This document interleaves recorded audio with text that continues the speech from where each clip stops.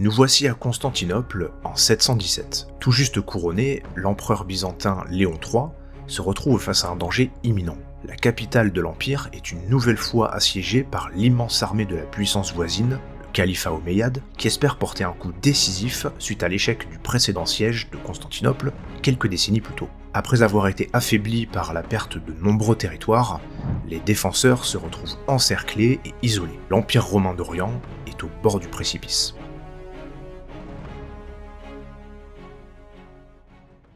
À la fin du 7e siècle, les derniers conflits entre Byzantins et Arabes débouchent sur un fragile statu quo pendant quelques années. Mais entre-temps, l'Empire byzantin a connu une douloureuse instabilité. De 695 à 717, pas moins de 7 empereurs se sont succédés dans la tourmente des coups d'État après le renversement de Justinien II. J'ai d'ailleurs fait une vidéo sur lui, que je vous invite à aller voir si c'est pas déjà fait.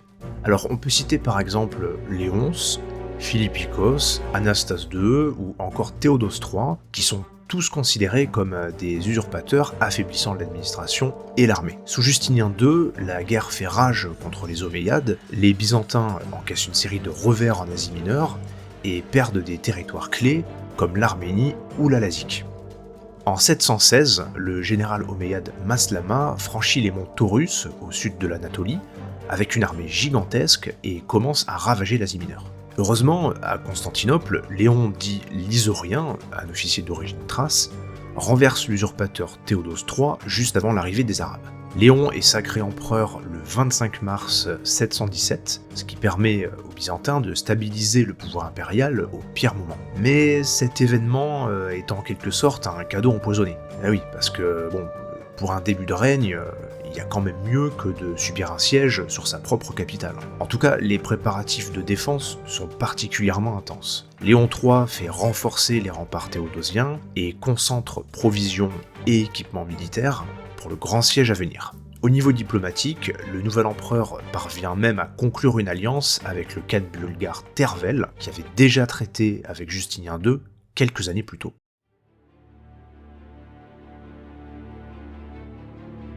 Au début de l'été 717, l'armée du califat omeyyade arrive en Thrace et encercle la capitale byzantine. Leur armée est immense puisqu'on compte environ 100 000 soldats et 2000 navires, commandés par le général Maslama, qui n'est autre que le cousin du calife. Côté byzantin, c'est l'empereur lui-même qui gère la défense. L'armée de garnison est difficile à chiffrer, mais selon les estimations, il y aurait eu entre 15 et 20 000 soldats, comprenant l'armée régulière, la milice urbaine et les marins. Leurs alliés bulgares compteraient de leur côté plusieurs milliers de guerriers, environ 10 000 à la louche. Donc une fois n'est pas coutume, le rapport de force est déséquilibré pour les défenseurs. Mais ils ont des atouts qui peuvent faire la différence, grâce à leurs fortifications solides et leur flotte navale équipée de leur arme secrète, le feu grégeois. Les assaillants construisent 2 rangées de fortifications, l'une tournée vers la cité et l'autre vers la campagne, ce qui crée un imposant mur intérieur et extérieur pour bloquer toutes les issues. Constantinople se retrouve donc coupée de tout ravitaillement par voie routière. Par contre, du côté maritime, c'est une autre histoire. Le 1er septembre 717, la flotte omeyyade tente une percée dans la fameuse Corne d'Or, cette embouchure qui longe Constantinople. Mais l'avancée de la flotte arabe tourne court à cause de l'arme dévastatrice des Byzantins, le feu grégeois, qui est un véritable napalm médiéval. Un vent imprévu pousse des navires omeyyades contre les remparts maritimes, où des dromons byzantins les mitraillent de feu liquide. Le chroniqueur Théophane raconte que plusieurs vaisseaux ennemis devenaient des épaves en flammes, certains coulent à pic et d'autres dérivent en flammes jusqu'aux îles voisines.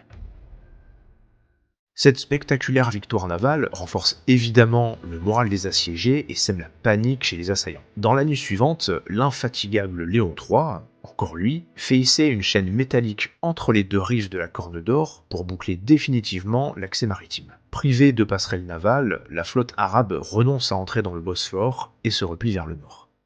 Du coup, grâce à ces succès, Constantinople peut continuer à recevoir des vivres par la mer, là où l'armée d'assaut arabe, qui est isolée devant la capitale, ne trouve plus rien à se mettre sous la dent. L'hiver arrive, et la situation se dégrade dans le camp des Omeyyades. Neige abondante, manque de bois et de blé, et donc disette. Les soldats arabes qui avaient pourtant acheminé du grain pour replanter l'année suivante finissent par manger leurs chevaux, leurs chameaux, voire, selon certaines sources, à pratiquer le cannibalisme.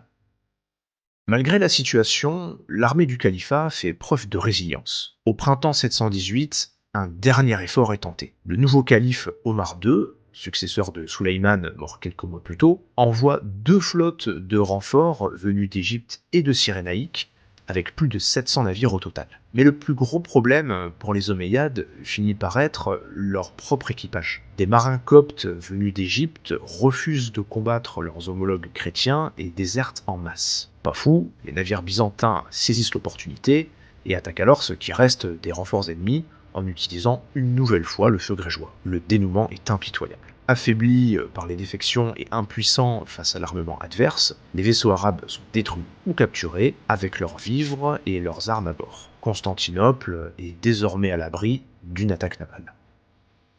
Du côté terrestre, une autre armée de renforts omeyyades qui devait relancer le siège par l'est tombe elle aussi. Elle est embusquée et défaite par les Byzantins dans les collines de Sopon, au sud de la Nicomédie. Et comme si ça ne suffisait pas, les Bulgares du Khan Tervel arrivent en renfort et ravagent le campement des Omeyyades. Selon le chroniqueur Théophane, les Bulgares ont vaincu pas moins de 22 000 soldats.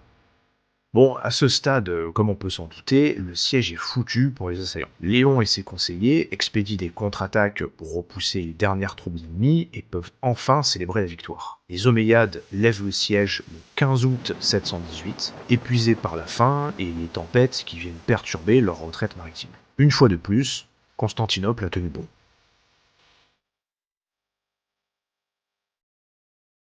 L'échec de l'assaut arabe sur Constantinople a des répercussions décisives. Sur le plan militaire et politique, le califat omeyyade sort amoindri. Les ressources colossales dépensées, en navires, en troupes ou en ravitaillement, sont perdues. Comme le note l'historien Bernard Lewis, la défaite a porté un coup terrible au pouvoir omeyyade.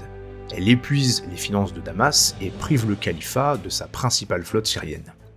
Pendant quelques années, le calife Omar II songe même à abandonner certaines conquêtes éloignées, comme par exemple en Transoxiane ou vers la Mauritanie, et à renoncer aux territoires arrachés aux Romains d'Orient avant le siège. D'un point de vue militaire, l'idée même de prendre Constantinople est abandonnée. Le califat omeyyade renonce désormais à conquérir directement la capitale byzantine et préfère stabiliser sa frontière au niveau des monts Taurus en Anatolie. Quant aux Byzantins, la victoire renforce leur prestige. Léon III rentre dans l'histoire comme l'empereur qui a sauvé Constantinople contre toute attente. Sur le court terme, les Romains reprennent même l'offensive. Dès 719, leur flotte navale incendie Laodicée sur la côte syrienne, puis attaque la base navale de Tinis en Égypte en 720. Mais la guerre de frontières se poursuit. Les Arabes reprennent quelques raids dans les années suivantes, sans grand succès, et les Byzantins restent sur la défensive à long terme. D'un point de vue historique plus vaste, on considère souvent ce siège comme un tournant majeur. Avec la célèbre victoire de Charles Martel à Poitiers en 732, la défense de Constantinople en 718 est vue comme un des événements qui stoppe l'expansion musulmane en Europe. En sauvant la capitale de l'Empire romain d'Orient, Léon III préserve un bouclier chrétien qui subsistera pendant plus de 7 siècles. Pour les Byzantins eux-mêmes, l'année 718 devient symbolique. Globalement, ce siège, qui a été très dur sur le moment, s'avère l'une des batailles les plus décisives de l'histoire, avec des conséquences qui ont façonné le destin de l'Europe au Moyen-Âge. Le siège de 717-718 reste un épisode fabuleux de résistance. Murailles imposantes, feux grégeois et alliés inattendus triomphent contre une armée pourtant beaucoup plus nombreuse. En mêlant courage, stratégie et un brin de chance météorologique, les défenseurs byzantins ont transformé une situation désespérée en victoire majeure.